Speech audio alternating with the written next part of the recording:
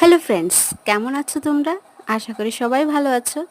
অনেক তো ঘুরেছি, পাহাড়, সমুদ্র। এইবার যাওয়া যাক একটু নদীতে, তাও আবার বোটে করে।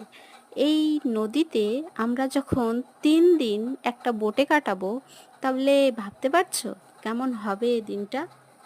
তাই ভাবলাম চলো যাওয়া যাক।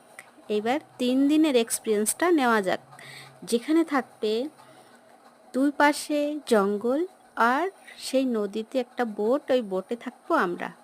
আর ওই বোটের থেকে সাইড সিনগুলো যেখানে থাকবে বাঘ মামার দেখা, হরিণের দেখা, কুমিরের দেখা, জানে আরও অনেক কিছু।